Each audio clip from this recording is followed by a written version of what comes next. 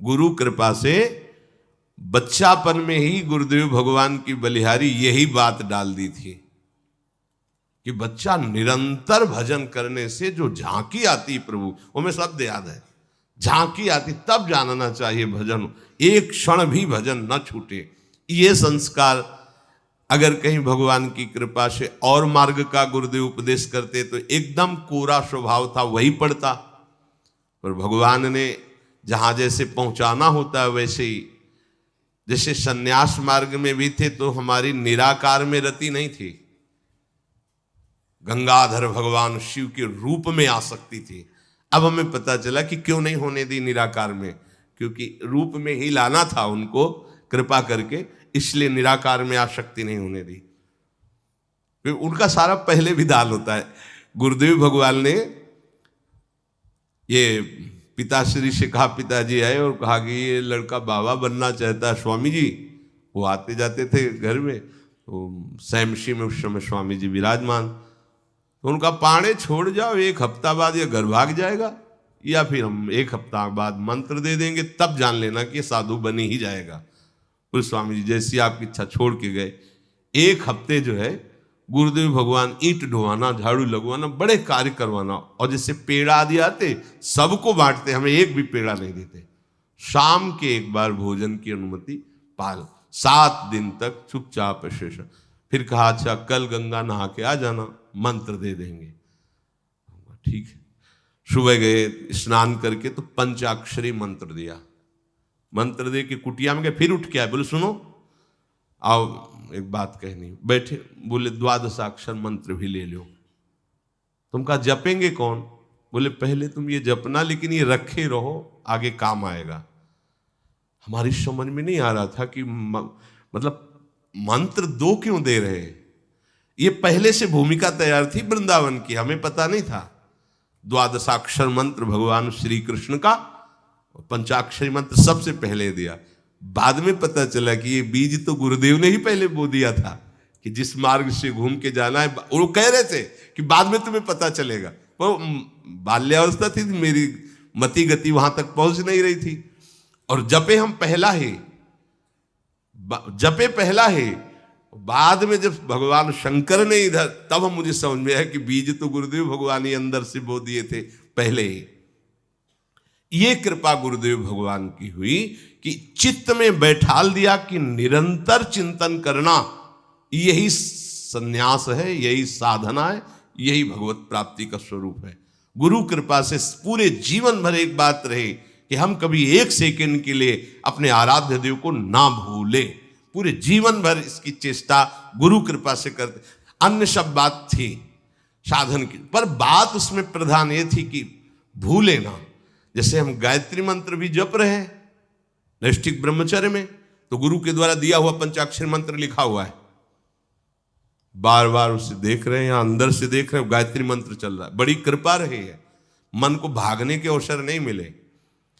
अनन्य चेता सततम, इसीलिए हम आपको फिर कह रहे हैं, बहुत जल्दी लाभ लेना है तो इसको डबल पटरी में फंसाओ। यह जो एक मन बहुत ठोर कर कह कर उसने सच उपायो, बहुत जगह नहीं लगता है कि एक प्रभु में लगाओ फिर संसार में, प्रभु में ही 2 जगह लगा दो। बड़ी चतुराई से फांसा जाता है। यदि मंत्र से भाग रहा हो और तुम्हें कहीं रूप का अभ्यास हो भगवत कृपा से, तो रूप में फंसाओ, चरणों से लेकर के मुकुट तक, मुकुट से लेकर चरणों तक इसको फंसाओ। पर यह कठिन बात है, रूप आना कोई साधारण बात थोड़ी। तो डबल नाम में फंसाओ। जैसे कल कहा था कि शरणागत मंत्र चल रहा, राधा लिखे है, राधा बार बार, और शरणागत मंत्र जा कहा जाएगा। तो जब गायत्री जी जब करते थे अनुष्ठान पुरस्चरण का, तो सामने पंचाक्षरी मंत्र लिखा हुआ है और गायत्री मंत्र चल रहा है। अगर हम जरा सा भी चूकेंगे तो या तो मंत्र छूटेगा और या तो वो दृश्य छूटेगा। बिल्कुल मन को कोई जगह नहीं रखते थे, कोई जगह नहीं रखते थे। अनन्य चेता, ये बहुत बड़ी सिद्धि, बहुत बड़ा लाभ है कि अन्य कुछ स्मरण ना आवे। इसका अभ्यास आप कर लीजिए, फिर नशा तो ये चढ़ा देगा। ऐसा नशा चढ़ता है, ऐसा लगता है जैसे खोपड़ी घूम रही हो और उसके साथ मंत्र घूम रहा हो। ये ऐसे करो तो पका जैसा दर्द होने लगता है, एक एक नस नाड़ी मंत्राकार। न भोजन की इच्छा है, न किसी के देखने की इच्छा है, इच्छा रहित केवल मंत्र चल रहा है। तदाकार वृत्ति, मंत्राकार वृत्ति। अब इतनी प्रपंच की वृत्तियां फैलाए हो, इतना बहिर्मुख हो, कैसे बात समझोगे अंतर की? अनन्य चेत, भगवान कह रहे मैं सुलभ हूं, सुलभ हूं।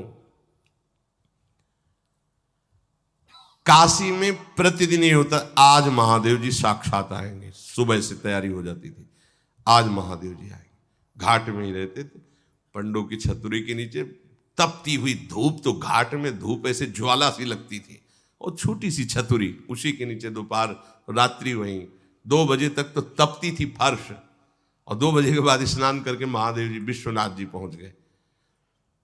बस रोज आज मिलेंगे, आज तो निश्चित मिलेंगे। एक दिन इतना आनंद था कि आज तो बस आ ही रहे हैं, ऐसा आ ही रहे हैं। जैसी भावना करोगे, जा पर जाकर सत्य सने हो, सो तो ही मिले न कुछ संदेह हो। भयंकर जटाओं का बोझा ऐसे, इतना बड़ा हाथ में त्रिशूल लिए, देखा दोपहर में नग्न पैर से आ गए। अब अपने जो जहां पागल है वही उसको दिखाई दे, साष्टांग दंडवत ऐसे, मौन, कुछ बोले नहीं उससे। हम तो बस वैसे स्तब्ध, जैसे कोई जड़वत। बाद में विचार आया इसका मतलब क्या था?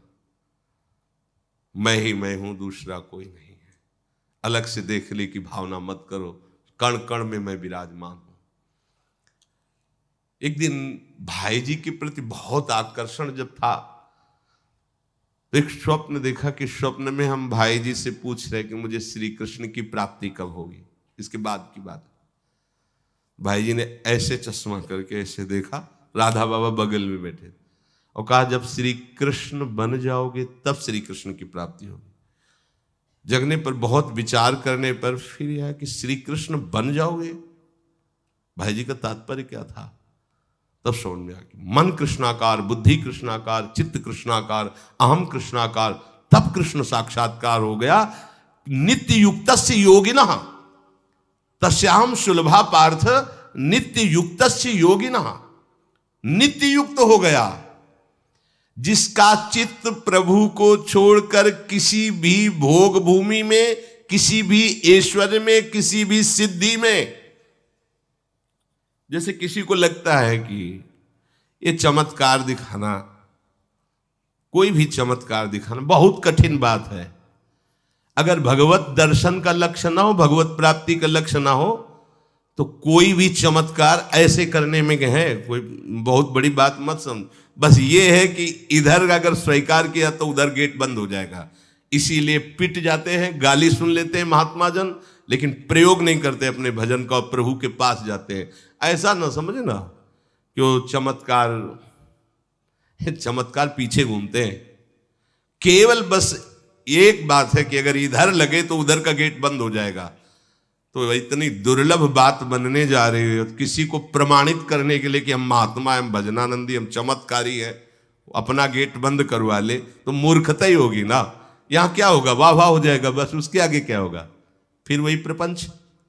तो ये जो ब्रज के महात्मा है, जो भगवत प्रेमी महात्मा है, जो भगवत प्राप्त करने वाले हैं, इनके अंदर चमत्कार के बाप की सृष्टि होती है। ये चमत्कार बहुत ऊपर होते हैं। ये नहीं सोचना चाहिए कि इनमें भजन होता तो उसने 2 थप्पड़ मारे भस्म कर देते। भजन का जानते हो, भजनानंदी का 2 थप्पड़ मारा है, तुम्हें निश्चित भगवान की प्राप्ति हो, तुम्हारा कभी अमंगल न हो, भगवान तुम्हारे परिवार को भी सुखी रहे और तुम आजीवन स्वस्थ रहकर पवित्र बुद्धि के द्वारा भगवान को प्राप्त। ये महात्माओं का बल होता है। महात्माओं के बल थोड़ी होता है किसी ने गाली दिया, मार दिया, जा भस्म हो जा। ये भस्मासुर थोड़ी होते महात्मा है, भाई भस्म कर दिया, नष्ट नहीं। साधुते हो न कारज, तब भगवान उनके अधीन होते हैं। ये चमत्कार, ये ना सोचो कि भजन करते होते तो फिर चमत्कार, या ये गाड़ी घोड़ा रुपया पैसा चमत्कार, ये पापियों के पास भी है। ये तो प्रारब्ध का खेल है। प्रारब्ध बदला, ऐसे से ऐसे हो गया, इनका कोई महत्व नहीं है। महत्व है नित्य युक्तस्य योगिनः, तुम्हारा चित्त निरंतर आराध्य देव में युक्त है कि नहीं। किसी भी ऐश्वर्य, किसी भी भूमि, किसी भी पद का कोई भी संबंध, आश्रय, चिंतन नहीं। ये हुआ अनन्य चेता। जैसे पतिव्रता स्त्री का मन केवल पति के ही सुख में निमग्न रहता है, पति का चिंतन, पति की बातें, पति वो उसी में मगन रहती है। पति के सिवाय उसके मन में अन्य किसी पुरुष का राग पूर्वक चिंतन कभी होता ही नहीं। जैसे शिष्य का गुरु के सिवाय कहीं चिंतन नहीं होता, पतिव्रता पत्नी का मन, प्राण, तन सब पति के ही सेवा में, चिंतन में, मनन में। जैसे शिष्य का गुरु के ही तन, उनकी सेवा में मन, उनके आज्ञा के पालन करने में एक एक चेष्टा गुरु की प्रसन्नता के लिए, कोई दूसरा इष्ट शिष्य का होता ही नहीं है।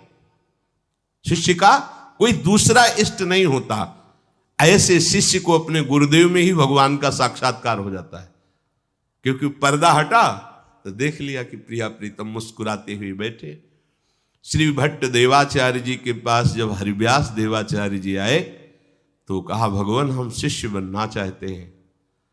तो उनका, तुम्हें हमारी गोद में कुछ दिखाई दे रहा है?